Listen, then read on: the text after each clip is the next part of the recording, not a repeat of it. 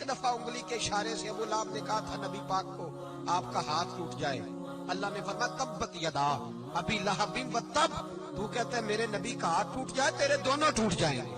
اور سنو ابو لہب کا حال کیا ہوا۔ ابو لہب کا معنی ہے ابو لہب شولوں کا باپ، لہب شولوں والا۔ کیا مطلب؟ ابو لہب اتنا حسین و جمیل تھا کہ اس کے جو رخسار تھے شولوں کی طرح چمکا کرتے تھے، اتنا خوبصورت تھا، لال سرخ رنگ تھا، خوبصورت آدمی۔ عرب میں جب غربت تھی تو اس کے گھر میں اس وقت بھی 2 اینٹیں سونے کی تھی، اتنا مالدار آدمی اور سردار تھا سارے مکے کا۔ لیکن نبی پاک کی بے ادبی کی، تمہیں پتہ ہی نہیں کہ رب دنیا میں سب سے زیادہ ناراض ہی اس سے ہے جو اس کے رسول کا بے ادب ہے، سب سے زیادہ ناراض ہی اسی سے۔ ابو لہب نہ گیا بدر کے موقع پر، ڈر گیا، کہنے لگا میں نے نہیں جانا، مکے میں رہ گیا، نہ گیا جہاد کے لیے، مسلمانوں کے خلاف نہ نکلا۔ لوگوں نے بڑا اس کو لان تان کیا، لیکن کہنے لگا میرے خرچے میں 4-5 بندے لے جاؤ، میں نہیں جاؤں گا، پیچھے رہ گیا۔ لوگ کہنے لگے بچ گیا، لیکن اس کے جسم کے اندر ایسی بیماری نکلی کہ ریشے سے بھر گیا سارا وجود، ریشے۔ اس کے بچوں نے لے جا کے ابو لہب کو پیچھے ایک حویلی تھی مکے کے باہر، اس میں بند کر دیا۔ چیختا تھا، چلاتا تھا، میں بد دعا نہیں دیتا، پر اگر کلیجہ پھاڑ کے دیکھو تو دل بڑا زخمی ہے۔ میری حیات کو ٹکڑوں میں بانٹنے والے، جب تیری حیات بھی بکھرے تیری ممات بھی بکھرے۔ اللہ کرے اسی طرح تو بھی روئے جس طرح آج اس دھرنے میں شہید ہونے والے کی ماں روئی۔ اللہ کرے میری حیات کو ٹکڑوں بانٹنے والے، جب تیری حیات بھی بکھرے جب تیری ممات بھی بکھرے۔ بد دعا ہے تمہارے لیے، بد دعا ہے تمہارے لیے، جب تیری حیات بھی بکھرے تیری ممات بھی۔ بند کر دیا اس کو لے جا کے وہاں پیچھے، اور جب اس کو بند کر دیا کمرے میں تو چلاتا تھا، چیختا تھا، کوئی مجھے بچاؤ، کوئی پانی پلاؤ۔ دروازہ توڑ کے باہر نکلا تو چوک میں مر گیا ابو لہب۔ اتنی بدبو آتی تھی کہ کوئی قریب نہیں جاتا تھا۔